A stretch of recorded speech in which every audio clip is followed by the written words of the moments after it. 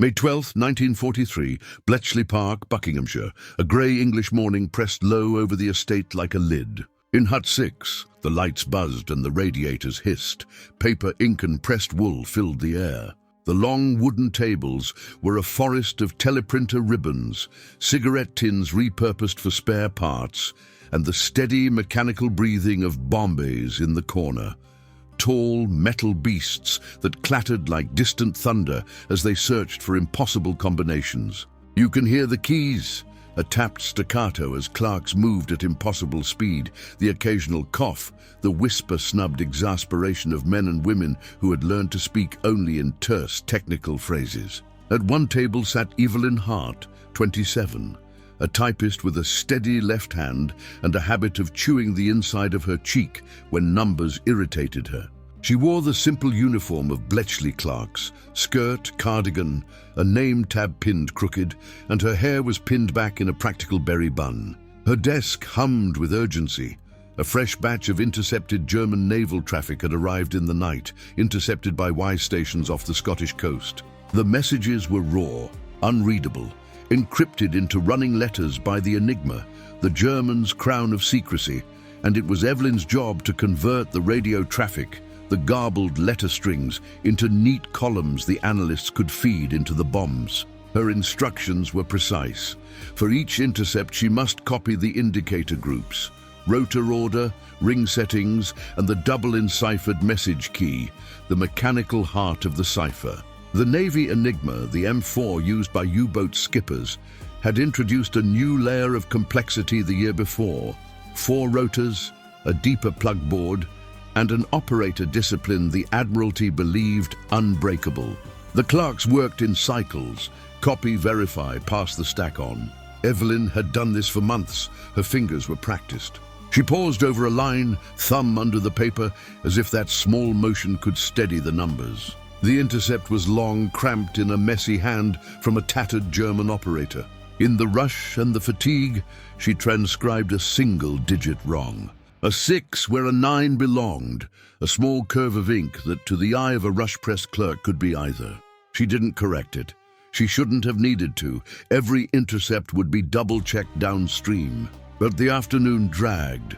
The bombs were waiting, the analysts pressing, the line of U-boat contact reports steaming in from the Atlantic like a hunted animal's tracks. Evelyn fed the paper into the machine and sent the copy across to Hut 8, the code-breaking enclave 2 huts away. Minutes later, Captain Robert Llewellyn, slim, perpetually in a rumpled greatcoat, a man whose humor had been whittled down to dry precision by long nights, read the line aloud and frowned. "Hold on," he said, and his voice made the room close in. The clerks stilled like birds at a raptor's shadow. Llewellyn's team were among the handful who could read the language of mistakes. The bombs were blunt instruments, but wrong data could make them sing a different tune. What happened next was a quiet violence of thought. The wrong digit, a trivial clerical mistake, produced a string of contradictions when cross-checked against other messages from that same day. The analysts noticed that the wrong rotor ring value kept recurring across different intercepts, always offset by a predictable step. At first, they suspected duplication, a broken teleprinter, a surge. Then patterns settled into place. The rotors, it seemed, were not being set at random each day. The settings followed a human rhythm, a repeating habit, a sloppily ritualized routine. And that mistake, that single reversed loop of ink, made the pattern visible. In the hush of the hut, Llewellyn tapped his pencil against the desk and called for a bomber run. The machines, which usually required hours to grind through possibilities, now had a narrower field to search. The wrong digit, the mistyped number, collapsed the mathematical mountain into a molehill. With the number misentered as Evelyn had typed it, the analysts could eliminate swathes of improbable rotor positions and home in on a much smaller set of likely daily keys. The bombs sang with relief. The thrum accelerated, metal clicking like a type of applause as the drums turned to life over a specific configuration. Evelyn sat with her hands folded, unaware that a small hairline error had tilted the scales of the Atlantic. Outside, the sea was a long grey sheet where wolfpacks roamed. Groups of U-boats that had, for the previous 18 months, stalked Allied convoys with terrifying effectiveness. Men like Captain Llewellyn and the winding hands of the Bombies were the only barriers between those steel hunters and the slow, defenseless colossus of merchant shipping. Convoy HX 312, a name that would otherwise be nothing but a number logged into Admiralty dispatches, was steaming east with canned stores, munitions, and the lifeblood of Britain. The U-boats were searching in patterns learned beneath dark skies. When the decrypted key came through, the room inhaled as one. The message, rendered legible because a cluster of operator habits had been exposed by a single slip of a pen, revealed a U-boat bearing and a rendezvous point. It was the sort of information that could be dismissed, noise, a decoy, except that it was exact and came at a time when the Admiralty's ears were starved for such facts. Llewellyn cross-referenced the decryption with naval charts, split-second calculations, and a worn, annotated map of the North Atlantic. Orders were drafted, teleprinter ribbons unfurled, and a line of terse commands went out. Convoy to alter course, escort to reposition. No one in Hut 6 screamed.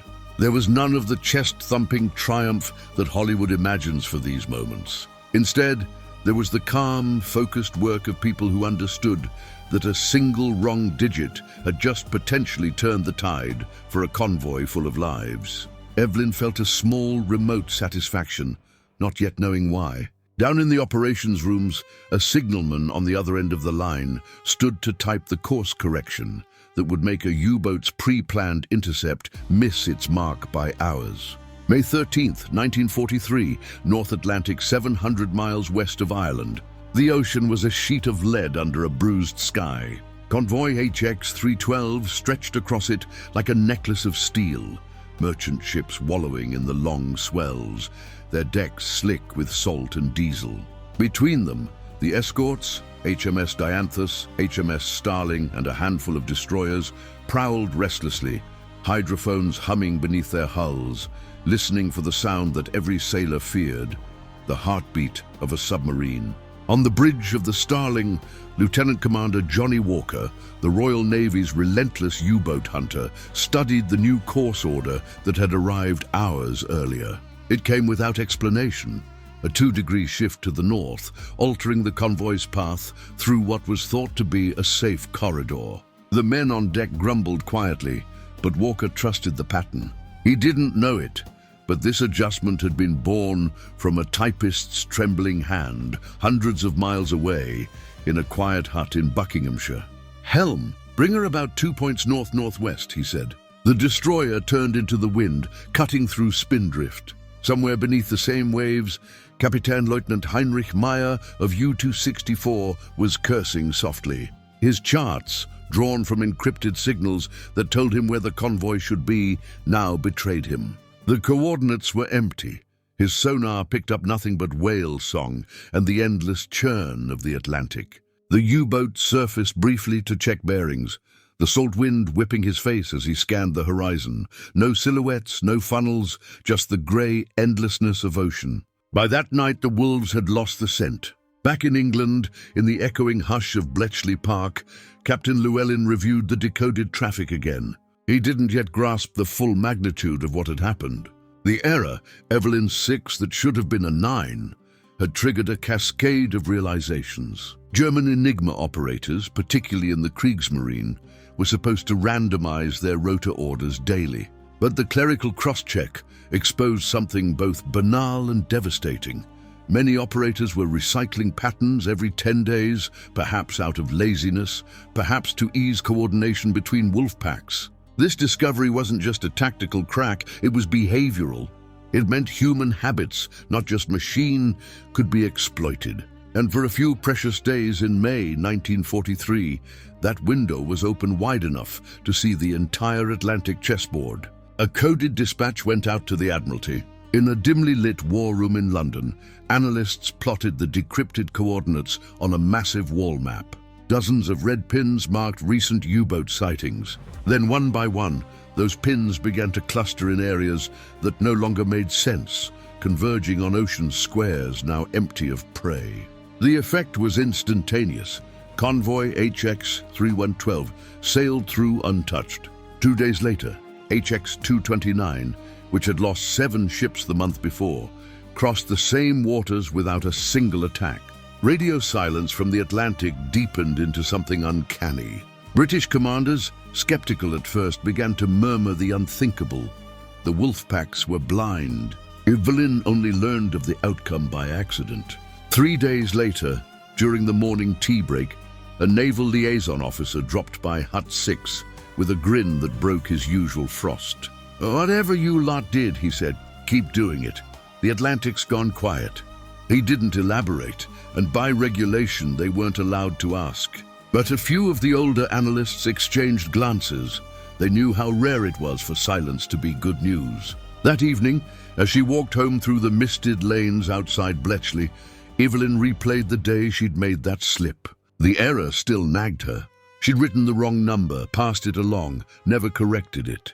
Yet something about that moment had tugged loose the threads of secrecy around an empire of steel and salt water. She would never receive a medal, never even a mention in a report. The work at Bletchley was buried beneath layers of classification. But that night, far across the ocean, Captain Walker aboard the Starling received a sonar contact. Faint, distant, fading. The Dianthus dropped depth charges over empty sea, the thunder rolling through black waves. No wreckage, no bodies, no survivors. The wolfpack had vanished into silence. At Bletchley, the bombs kept spinning, chewing through their endless loops, oblivious to the lives they had just saved. Evelyn returned to her desk the next morning, unaware that her single misplaced digit had changed the rhythm of the war at sea, and that May 1943 would later be remembered by naval historians as Black May, the month the U-boat menace was finally broken. May 20th, 1943, Bletchley Park.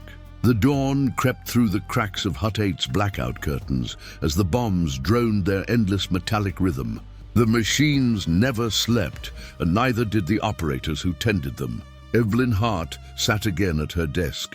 Tea gone cold, her eyes half-focused on a line of paper tape feeding through her fingers. The previous week's events had become rumor, whispered between shifts, half-believed tales of U-boats missing their marks and convoys arriving intact. But in the logic-bound world of Bletchley, stories were never enough, only patterns mattered. Captain Llewellyn stood at the far end of the hut, coat slung over one arm, eyes fixed on a large blackboard divided into grids. Rows of numbers, letters and arrows linked together in chalk, fragments of meaning clawed from encrypted chaos. Around him, analysts murmured, "See here, another 10-day loop, and again, same offset."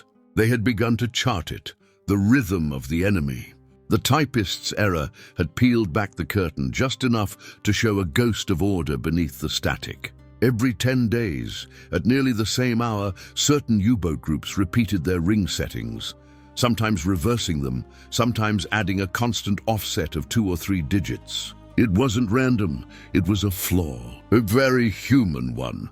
Llewellyn took a step back, rubbing the bridge of his nose. "They're creatures of habit," he said softly. "And that habit just gave us a map." The realization struck like lightning. The analysts could now predict the next cycle of rotor orders before they even came into use. It turned the daily agony of chasing Enigma into something new, anticipation instead of reaction. If they could anticipate tomorrow's key, the Admiralty could read U-boat communications in near real time, redirecting convoys days before the Germans even transmitted their attack orders. Across the channel in Lorient-occupied France, Captain Lieutenant Meyer slammed his fist against a plotting table.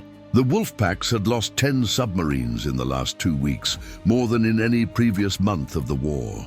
Allied destroyers were arriving at their rendezvous points before the U-boats even surfaced. It felt like sorcery. German high command blamed Allied radar, sonar, perhaps even spies. No one imagined that the very code they trusted, the Enigma itself, had begun to betray them, not through brute force, but through a chain of small human imperfections. The stress of war, fatigue, shortcuts, all of it had seeped into their procedures like water into a hull. And somewhere in England, that weakness had been found by mistake. Evelyn only knew what the others allowed to slip through, that the decrypts were suddenly cleaner, faster, more decisive. She noticed that the pile of unreadable intercepts, the dead letters, had grown smaller each day. Still, she had no idea that her mistyped digit was the first domino. One evening, as she prepared to leave, she lingered by the window of Hut 8. The sound of the bombers carried across the courtyard like heavy rain. It was strangely comforting, mechanical proof that their work continued. In the distance, she could see the silhouette of the lake, flat and still beneath the twilight. There were no medals here, no victory parades, only the hum of machines and the scratch of pencils. But she understood, in her quiet way, that wars were often turned not by generals, but by the smallest acts of chance. At sea, the results were already reshaping the war. The Allies had begun calling it the turn in the tide. The shipping losses, once catastrophic, fell sharply. In the first weeks of May, 42 Allied ships had been sunk. By June, that number dropped by half. For the first time in years, the convoys reached Liverpool and Glasgow faster than the dock workers could unload them. The U-boat commanders, starved of success and chased from the mid-Atlantic, began to withdraw toward the Bay of Biscay.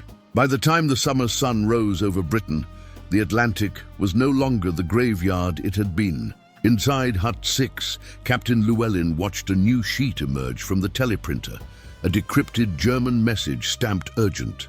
It was an internal Kriegsmarine directive. Operators must verify ring settings twice daily. Procedural errors will not be tolerated, he smiled faintly. The enemy had noticed their mistake, but it was already too late. Once a code is broken, even if re-encrypted, the ghost of the pattern lingers. And that ghost, revealed by a single misplaced digit, had already given Britain time to breathe, rebuild, and strike back. Llewellyn turned toward Evelyn's desk, where she was typing fresh intercepts. He said nothing. There were no words for it. He simply nodded once, a quiet acknowledgement between two strangers, linked by an accident that had saved thousands of lives. Evelyn returned the nod, uncertain what it meant, and resumed typing.